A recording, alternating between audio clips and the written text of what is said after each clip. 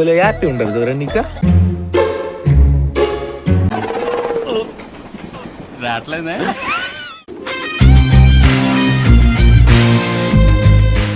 నమస్తే అందరికి, welcome back to our channel.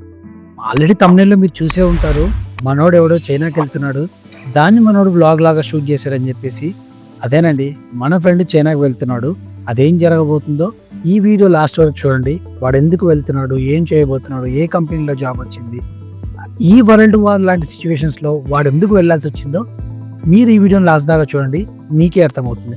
And morning లేవగానే నిన్న చేసిన వర్కౌట్ కనిపిస్తుందా లేదా అని అద్దంలో చూసుకోకపోతే ఆ రోజు పొద్దే గడవదండి. అండ్ నేను అద్దంలో చూసుకుంటున్న ప్రతిసారి నాకు మాట గుర్తొస్తుంది. అదేంటంటే మా జేప చెప్పేవాడు, ఎక్కువగా అద్దంలో చూసుకోకురా ఆయి క్షీణం అని చెప్పేసి. నీకు జేప అంటే అర్థం కాలేదేమో, మా నాన్న వాళ్ళ నాన్న, జేజీ అంటే నాన్న వల్ల అమ్మ అని చెప్పేసి రాయలసీమలో ఇలాగే పిలుచుకుంటారు. అంతలోపే జిమ్ కూడా రెడీ అయిపోయాం. జిమ్కి వెళ్ళిపోయి ఈరోజు నేను ఈ బ్లాగ్లో నా డైలీ వర్కౌట్ రొటీన్ ఎలా ఉంటుందో, బ్యాక్ అండ్ బైసెప్ గురించి ఈరోజు మీకు క్లియర్గా చెప్తాను. ఈరోజు నేను ఒక్కడనే వచ్చాను. మామూలుగా మన యోధులు ఎవరు రాలేదు. ఈ గింబల్కి ఫోన్ని పెట్టుకొని హడావిడిగా దాన్ని సెట్ చేసుకున్నాను. యాక్చువల్గా వీడియోకి మనకి ఎవరో ఒకరు హెల్ప్ చేసేవారండి, కానీ ఈరోజు మనం గింబల్కి కానీ స్టాండ్కి కానీ పెట్టుకునేటప్పుడు అలా చేయలేదు. ఇది మన ఫస్ట్ డే.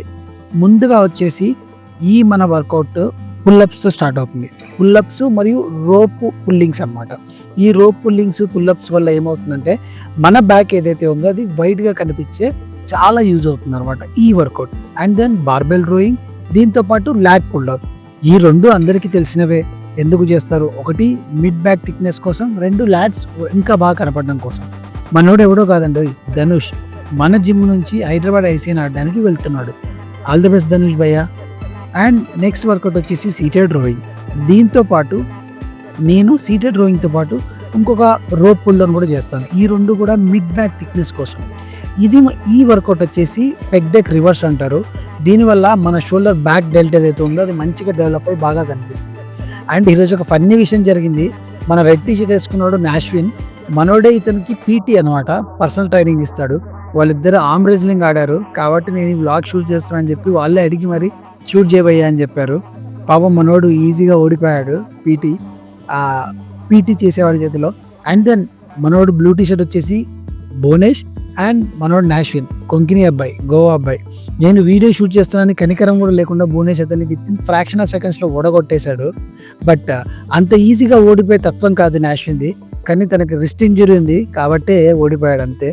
మన ఇంకొక లాస్ట్ వర్కౌట్స్ వచ్చేసి ట్రాప్స్, బైసెప్స్ అనమాట. ఈ పంపు చెక్ చేసుకుంటున్నాం మధ్యలో, బట్ అది ఎలా కనిపిస్తుందో కూడా తెలియదు. మీకోసమే పంప్ చెక్కింగ్ అనమాట. This is my last variation for biceps. నేను యూజువల్గా నా బ్యాక్ కోసం 5 to 6 వేరియేషన్స్ అండ్ బైసెప్స్ కోసం 2 వేరియేషన్స్. నేను ఈ 2 కాంబినేషన్ ఆఫ్ వర్కౌట్ ప్లాన్ని 6 months ఫాలో అవుతాను. అండ్ దెన్ బ్యాక్ మీరు చూసుకోవచ్చు ఫస్ట్ స్టార్టింగ్ వీడియోస్లో ఎలా ఉంది, ఇప్పుడు ఎలా ఉంది బ్యాక్ అనేది. ఎందుకంటే నేను 81 kilos ఉన్నప్పుడు ఈ జర్నీ స్టార్ట్ చేశాను భయ్య. బట్ మీ అందరికి 77 kilos ఉన్నప్పుడు మాత్రమే నేను చెప్పిండొచ్చేమో, కానీ బట్ నేను ఇది మే ఫస్ట్ వీక్ 81 kilos ఉన్నప్పుడు స్టార్ట్ చేశాను. అండ్ మీరందరూ కూడా గుర్తుపెట్టుకోవాల్సిన విషయం ఏంటంటే, మీరు ఎంత వెయిట్ ఎత్తుతున్నారో దించుతున్నారో ఇవన్నీ పక్కన పెట్టేస్తే, మీరు మీ బాడీని, మీ మజిల్ని ఎప్పుడైతే స్ట్రెయిన్ చేస్తారో కంపల్సరీగా దాన్ని రిలీవ్ చేయడానికి స్ట్రెచ్చింగ్ చేయాలి భయ్య. ఈవెన్ మీరు ఒక 10 నిమిషాలు వాక్కి వెళ్ళొచ్చినా కూడా సింపుల్ స్ట్రెచ్చింగ్ చేస్తే మీ బ్యాక్ కానీ, లేకపోతే మీ నడుము నొప్పులు కానీ, లేకపోతే మీ కాళ్ళ నొప్పులు ఏవైనా కూడా చాలా వరకు చాలా హ్యాపీగా ఫీల్ అవుతాయి. స్ట్రెచ్చింగ్కి అంత మంచి వాల్యూ ఉంది. అండ్ ఇంటికి రాగానే మన ఓట్ మీల్ ప్రిపేర్ చేసేసుకుంటాం. మనోడు గెట్ రెడీ అయిపోతున్నాడు దేవుడికి మొక్కేసుకొని. ఈ గ్యాప్లో క్యాప్ కూడా వచ్చేసింది. మనోడితో ఏదో వ్లాగ్ తీద్దాం కదా అనుకుంటే మనోడు సింపుల్ హ్యాపీగా నిద్రపోతున్నాడు. మీ అందరికీ తెలుసా కెంపెగౌడ అంటే ఎవరో?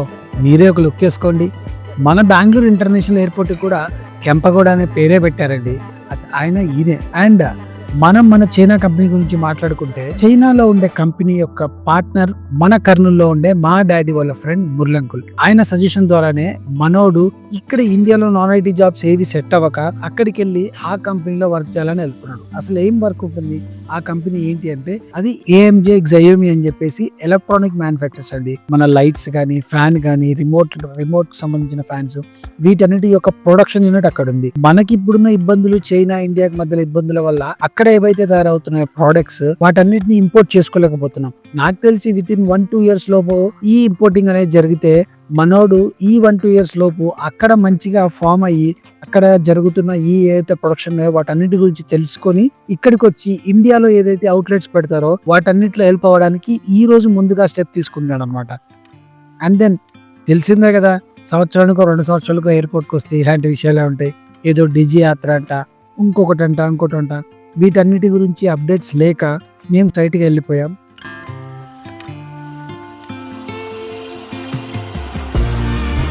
అటువంటి విధమైన ప్రాబ్లమ్ మేము ఒకటి ఎదుర్కొన్నాం.